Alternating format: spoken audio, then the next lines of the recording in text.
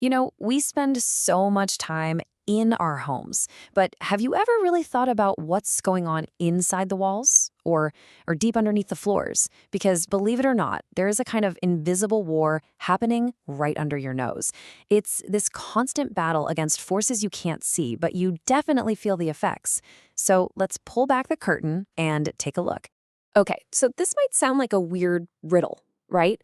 What could a massive winter storm, the actual geology of the ground your house sits on, and, of all things, your kitchen sink possibly have in common? I mean, it seems totally random, but the answer? Well, it connects them in a way that's way more important to your daily life than you'd probably guess. Yeah, that's the thing.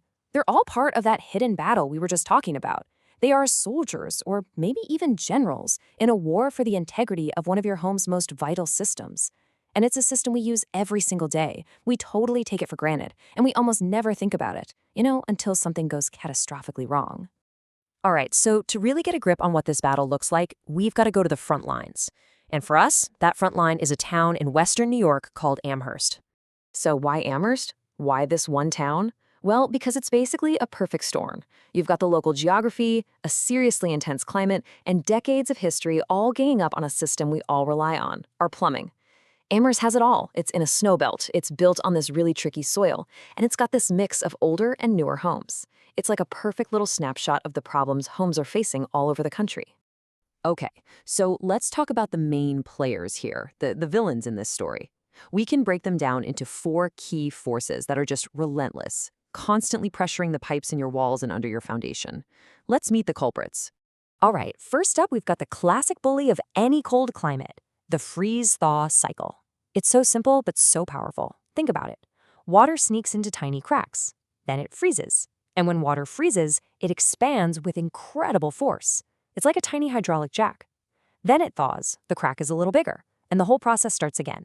It just does this over and over and over all winter long. And in a place like Amherst, this isn't just some abstract science concept. This is real damage.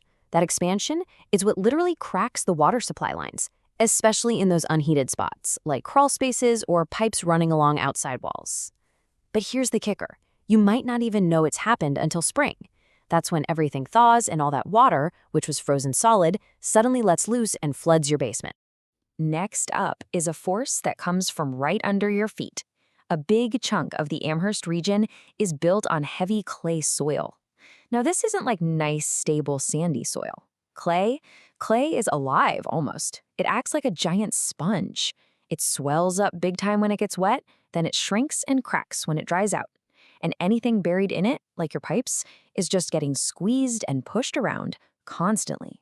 So what does that actually mean for your house? Well, that constant pressure can slowly, over years, crush or even pull apart your sewer lateral.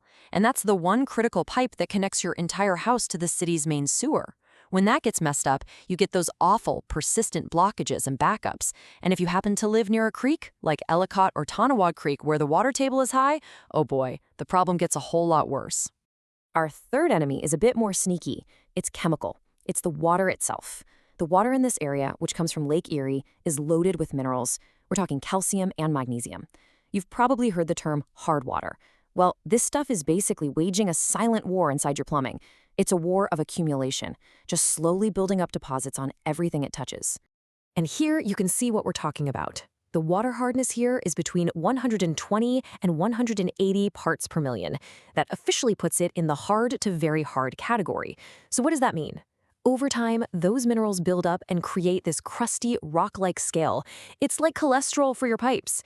It clogs up your shower heads, it absolutely wrecks your water heater, and it forces your dishwasher and washing machine to work way, way harder, which just burns them out faster. And for our last adversary, we have history. Seriously.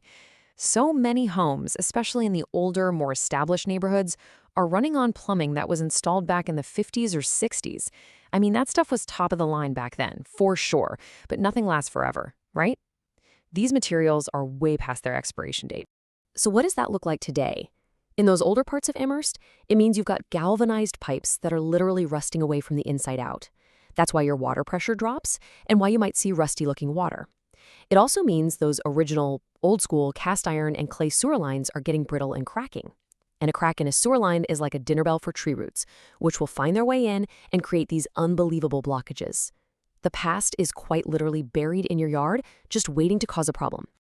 Okay, so we've met the villains. 4 powerful forces just hammering away at your home's plumbing. So how do you fight back? Well, it's not about just grabbing a bigger wrench. It's about being smart, being systematic. It's about having a plan that can save you from a huge, expensive emergency later on. This is all about precision and a proper diagnosis. And a real professional approach is the only way to solve these things for good. It's got to start with a thorough assessment to figure out what's really going on. Then, and this is the most important part, a real diagnosis. Using the right tools to find the root cause, not just putting a Band-Aid on a symptom. From there, you should always get a clear upfront estimate before they touch anything. And finally, they've got to test their work to make sure the problem is actually truly fixed. And a huge part of that precision is using the right tool for the job.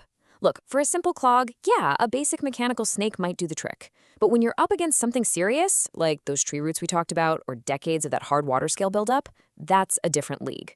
That's when you need something like hydrojetting. It's basically pressure washing the inside of your pipes. It doesn't just poke a hole through the clog, it scours the pipe totally clean, bringing it back to its original size. Okay, this is where you can become a bit of a detective because your house is always giving you clues. You ever hear that gurgling sound from the toilet when you flush or run water somewhere else? That's not random. That's air getting pushed back up because it's trapped, a classic sign of a blockage in your main sewer line. Or what about smelly drains? That could mean your whole system isn't vented properly. And if you see rusty water, that is a giant red flag that those old galvanized pipes are on their last legs.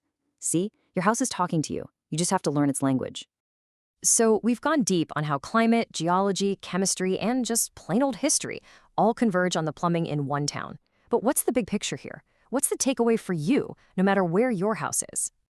Here's what it all boils down to. The problems you have in your home, they're not random acts of bad luck. A clog is never just a clog. A leak is never just a leak. Every single one is a clue.